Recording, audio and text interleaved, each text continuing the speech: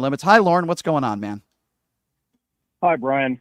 Yeah, I guess the term "Make America Great Again" was something that Bill Clinton used in his campaign.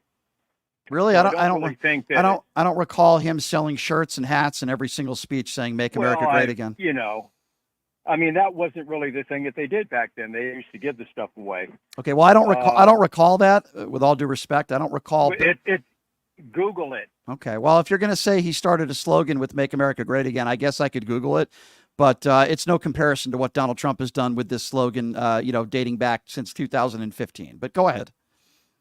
But anyway, my point is this: I've been talking to you for years, on the radio, and I don't. There's things that we agree on and things that we disagree on. I guess the biggest problem that I do have is, and not with you, just people's mentality, because someone is in a different party, that they're knuckle dragging idiots. Well, I think a lot of MAGA supporters are. I'm not saying all of them, but I'm just going to be on the radio. I'm going to be frank with you, Lauren, right now. I think most of Donald Trump's base are idiots. Mm-hmm. I'm not saying all of them. I'm saying most of them. I think many of these people, and you could tell me if you disagree. I'm not saying all, and Lauren, you've been listening to me for a while. I don't generalize every MAGA supporter as this, but I would say a lot of them are ill-informed. They're uneducated white people. They watch their Newsmax, their OAN, and their Fox News. They are brainwashed, and they're just not very intelligent people. Now, that's my personal opinion, Lauren. You can tell me if you disagree, but I think most of Donald Trump's base today fit that category. Well, I mean, I'm a lifelong Republican. I'm married to a Democrat that's an African American. Yep. I have biracial children. I don't care what you are or where you come from. No, I know that all. And I'm not talking about you. I'm not talking about you. I'm just saying general terms for most of his base. I'm not saying you're that person, Lauren. I don't think you're that person. But do you disagree with my statement? I think most of Donald Trump's base are bigoted, ignorant people. I really do. I'm not going to say that. I think that, all right. My background's in anthropology, okay? So, in cultural. And when I grew up in Hawaii and Las Vegas, Hawaii was the melting pot of the Pacific. We had people coming from all over to Hawaii. And at that particular time, when they came to Hawaii, they came to be an American. No, listen, Lauren, I don't mean to interrupt. I get what you're saying. But I respect that, your background and your knowledge with that.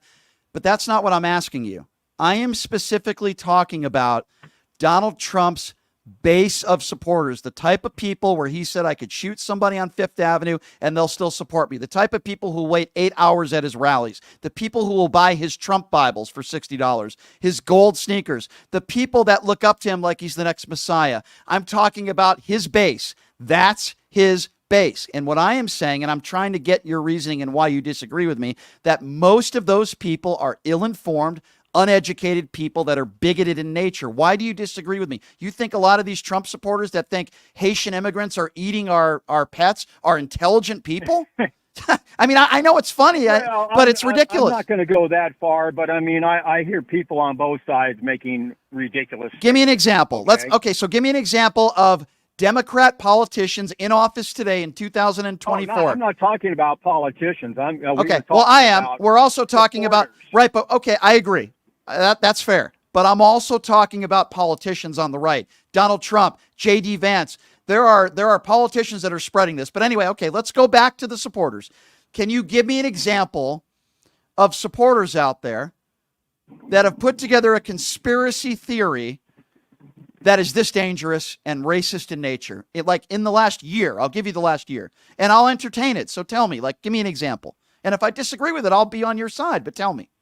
Well, as far as coming up with an example, I couldn't right off the top of my head. Okay. Well, Lauren, with all due respect, because I like you, okay, but you're comparing Republicans and Democrats when it comes to bigoted conspiracy theories, and then when I ask you to give me one example, You can't come up with one. Listen, I am sure there are Democrats out there that have said some really stupid things in the past. I'm not saying that doesn't happen. I know they have. Okay, but here's the difference, though.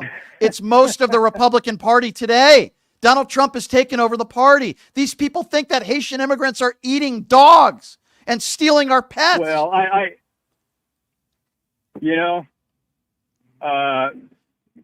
people are entitled to that opinion. Well, of course they're entitled. It's just like Hunter Biden's laptop. All of that was all supposed to be a conspiracy theory, right? It wasn't a conspiracy theory. Okay, so hold on a second. First, where did the virus come from? Okay, all right, let's go one at a time. Let's go one at a time. Let's talk about Hunter Biden's laptop, which, by the way, is a weird analogy to going after a certain group of people. Okay, we're talking about one person, and it's not a racist trope, but I'll go with that. Oh, okay. Well, then right wingers. Hold on. Virus. No, let's go one at a time. That could be hold on. Racial. Oh, let's talk. Well, yeah, Trump is the guy that called it the Kung Flu, but let me go back to Hunter Biden because that's the first thing you mentioned. First of all, there are right wingers all over the place that said that he was raping young children on that laptop. Many of these people, including Tina Peters, who I had on this show, who claimed she had his laptop. There are right wingers out there that think they know everything that's in the laptop. They don't. And they still don't to this day. All we know is that there was a laptop. We don't know if he committed any crimes on that laptop. We know the FBI has had the laptop. Now, there might have been a few people out there that say the laptop didn't exist. Yeah, sure, it existed. But that's really a bad analogy to claim. We have the former president of the United States, his vice presidential running mate, and many right-wingers out there that are spreading a conspiracy theory that has completely been debunked by the local police chief, the mayor, the governor, and the city manager, and yet Donald Trump and J.D. Vance on this ticket are still spreading conspiracy theories, so much so that Trump said it on a debate stage. With all due respect, Lauren, I heard the debate. The two are not comparable. You're talking about Hunter Biden's laptop compared to this? Nobody's going to get hurt if somebody goes on social media and says, Hunter Biden did this on the laptop. Hunter Biden did this. We're not talking about a group of people. It hurts Hunter Biden maybe. But, has anybody gotten hurt? Has there been any murders? Has there been any? You're talking about the Haitian thing? Towards any of the Haitians? Sure. It's been 48 hours. I don't want that to happen, but I can tell you. Usually things happen pretty quick. Well, I'll tell you what. It took a couple months. Under the circumstances. It took. I disagree. We in this country, we care more about dogs and cats than we do humans. What? What are you talking? That's a fact. Whoa. What? Do you understand that this? That's what I said. Lauren, hold on. Hold on, Lauren. I want to respond to what you just said. This story is not just about our pets. Do you understand that when you take a group of human beings, they're not animals, Haitian immigrants, and you claim, debunked by the way, that a group of people are stealing our pets and eating them, you're telling me that you don't think that that could cause harm or violence to people? We're not just talking about pets. We're talking about human beings. Yes, I understand that the MAGA right looks at some of these people as not being human beings. They're rapists, they're bad people, and I suppose some of them are good people. Do you not understand that we're talking about human beings, not just pets here? Of course I understand. Okay, then why would you make that statement then? I'm confused. Why would I make that statement? This isn't just about pets. Well, I think it's rather obvious. The abortion issue. Okay? You're all over the place. All right, what's your take? No, I'm not all over the place. I mean, abortion is what? A termination of pregnancy. A termination of pregnancy is termination of a human. Okay, so now you want to step into the bounds of abortion. Is that correct? Okay, now you want to step into the bounds of abortion. First of all, I've talked to... Well, I mean, abortion is the big platform for the Democrats. So first of all, it's not a big... Being an Hold on, father, Lauren, over 60% of the country disagree with you. Over 60%. I don't know if that's true. Okay, well, it's not my fault if you don't know. Every poll across the country. No, it's not. Lauren, not like that, look it up. You told me to Google things. Now I want you to Google. I don't want to get into a debate over something that's true. I'll do it. Okay. I'll Google over, as soon as I stop. Over 60% of the country believe in a woman's right to choose. Now, if your definition is if a woman has an abortion, not a late-term abortion, but an abortion, and you think it's murder, guess what, Lauren? Make sure you and your... What I'm saying is it's a choice. You do have the choice. Okay. And what's your problem with it then? All right. What's my problem with it? Yeah. I guess because some people do use it as a form of birth control. Okay. Well, I don't agree. They're Guess not what? Being responsible. Okay. They're not being responsible.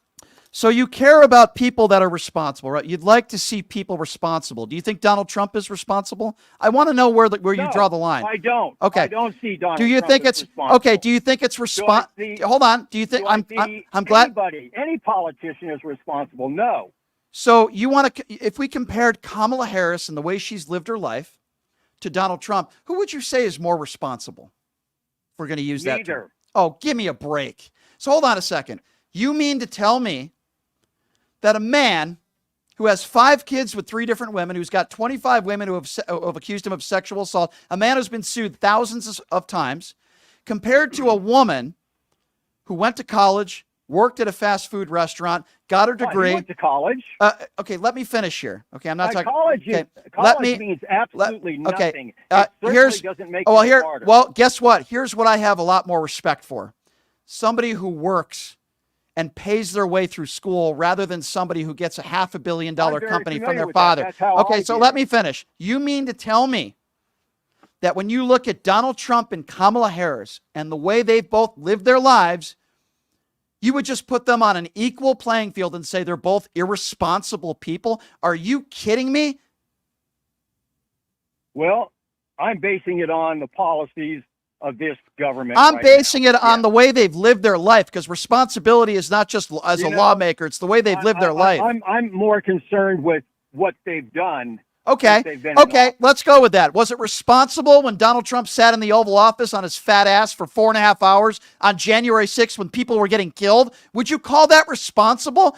There was not people getting killed. Yes, there was. Yes, there was. There was a woman. See, it's hard for me to have a conversation with you if you don't know the facts. There was a woman that was trampled. You can Google that as well. There was a woman that was killed. There was a hold on. Okay, hold on. There was an officer named Brian Sitnick who died. He did not die. Oh, give me a break. Okay, so you mean to tell me that a perfectly healthy man died? Hold on. Excuse me. His family knows his government employee. Excuse me. His family knows his personal health, sir. With all due respect, you don't. Let me finish, because I'm not going to let you disrespect somebody like that. I'm not disrespecting. Yes, you are, because you're a. Yes, you are. Pot him down. Pot him down. Now it's my turn with your ignorance, Lauren, because now you got me. You mean to tell me that the day of a man being beaten and sprayed with pepper spray and bear spray, who was a perfectly healthy man, according to his doctor, who's done interviews, and his family, who died the next day, and you mean to tell me that it was all just a coincidence and his death had nothing to do with January 6th is an idiotic and moronic take, sir. It is an idiotic and moronic take. And why is it when we talk about January 6th, or really anything of that matter, where you want to talk about responsibility, you don't want to put anything on Donald Trump. In fact, you want to say, well, Harris and Trump, they're both on an equal playing field. Did Kamala Harris incite an insurrection? If she loses in November, she will concede. Kamala Harris sued thousands of times for discrimination. Has Harris ever been accused of sexual assault? Has she ever been found liable for sexual assault? Is she a convicted felon? Did she ever defy a subpoena for a year? And you want to sit here and tell me that they're both irresponsible because, I don't like their policies? Well, guess what, sir? Brian Sitnick died the day after January 6th because he was beaten and because he was sprayed with bear spray. And any reasonable person with an IQ over 20 would understand there's a direct correlation there.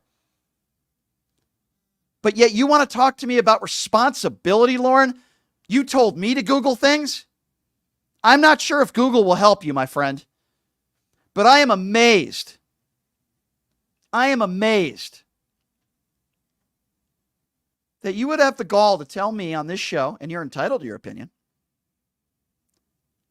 that Donald Trump and Kamala Harris are both irresponsible. They're both irresponsible people. Here is a woman who paid her way through school, got her law degree, became a prosecutor, became an attorney general. Here is a woman who was duly elected twice in San Francisco. Here is a woman who became a senator. Here is a woman who became the vice president of the United States because of hard work and determination and intelligence. Donald Trump was born with a silver spoon in his mouth. He's had yes people around him his entire life. No, sir. They are not both identical in any way, shape, or form. Donald Trump might be the most irresponsible politician we've ever had in the history of this country. And there is no comparison to Kamala Harris, any way, shape, or form. 140 officers were beaten that day. People died. Officers, several of them, committed suicide in the months thereafter. Their families said they were never the same after that very horrible day. But you would probably say there's no correlation there either, right? Don't preach to me about responsibility. I think now you have a responsibility to get your you-know-what together. Do some searches and then think about the things you said on this show, my friend. Thank you for the call.